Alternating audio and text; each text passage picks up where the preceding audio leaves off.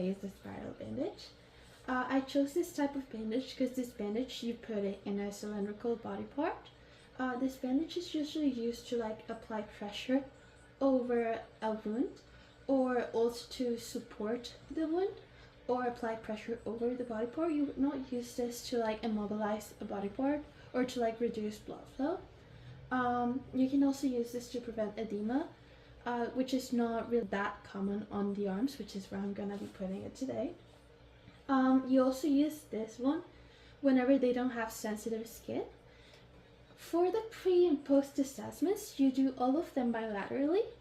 So that means that you have to check both limbs. In this case, it would be both arms, and usually you check the distal part of the limb from where you're gonna put the bandage, because that's the part that you're gonna check after for the post assessment. So on the pre assessments, you also check the same body part. For the pre assessments, you will usually check for edema, discoloration, exposed wounds, or also like temperature, because that's also things that you're going to check for the post assessment. So it gives you like a starting point. And in the place where you're going to put the bandage, you also do have to check for wounds, open wounds, because if they do have any, you need to make sure that the bandage is going to be sterile. For the post assessments, you usually follow the CSMPET, so CSM PET. C stands for color, so you're going to check the skin color to make sure that everything is normal. Then you're going to check for sensation, so you're going to usually ask them if they can feel you touching them. Or sometimes you might also ask them where you're touching them. Then you're going to check mobility of movement. Usually that you check that like from the distal part of the wound, but sometimes if it's close to an articulation, you would also check the proximal part of the where the bandage is, sorry. And then you also check the P, which is the pulse. You would just make sure that it is normal, the distal pulse. You would make sure that it is normal and equivalent to the other limb that is not bandaged. And finally, you would check for, you would also check for E, which is edema or swelling. So you would check that the distal part of it would not have like any swelling or edema.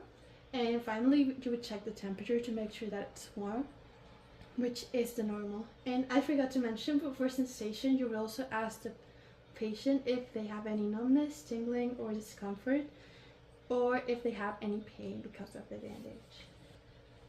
So right now I'm going to start putting the bandage. So first I would do the pre-assessments, which again include checking the skin color, which is pink, and it comes back whenever you press on it. Then you would also check the pulse, that it is normal. Both pulses are on either side, they're like the same, and they're both pretty strong. So in the post-assessment they would have to be the same. Then you're going to check temperature, both of her hands are warm, and you would also check for any swelling or open wounds, which are not visible. So, well, she doesn't have any actually. I'm going to start applying the bandage now. So first I'm going to put it like this, so it's going to be at an angle, and then I'm going to go around this once. Oh, by the way, you start distal to proximal. And then after I do this, when I'm coming back, I'm going to fold this over, which is going to ensure that this stays at its place. I'm going to go around it again. And here, it's when I'm finally going to start going up. I have to make sure that at least 50% of the bandage overlaps with itself. So this seems pretty good to me.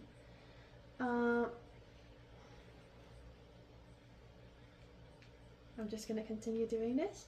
And then over here, I have to be careful about her elbow, because we do want her to move that. That is part of the post mobility assessment. Then when I get here, once I get here, when I'm going to stop, I'm just going to go around twice.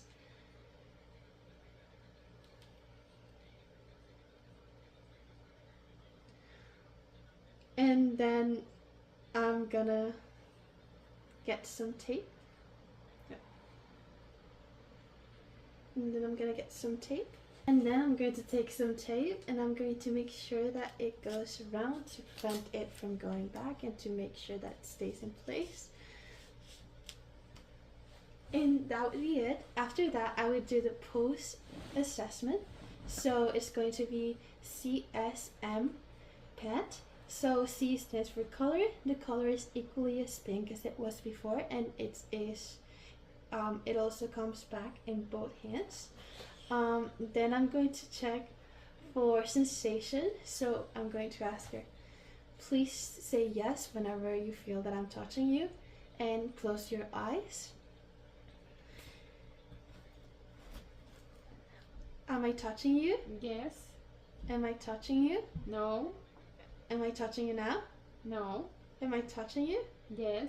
Okay, so now that we can make sure that she has correct sensation, I would also ask for mobility. So I want to make sure that she can move her fingers, she can move her wrist, and that she can move her elbows, which she can do.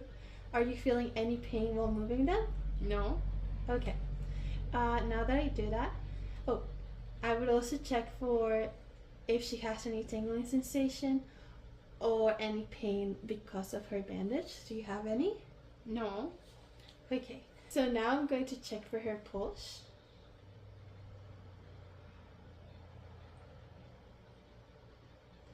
I'm checking that both of them are equal from one another and they're also as strong as they were before, which they are. Then I'm also going to check for any enema or swelling on this hand, and for this one you can like easily compare it to the other hand or to the previous hand or the pre-assessment, and both of them look good. And finally I'm going to check for temperature, which I already kind of did before because I've been touching her hands, but they both feel pretty warm. So this would be the end of the post assessments. And that would be it. Thank you so much.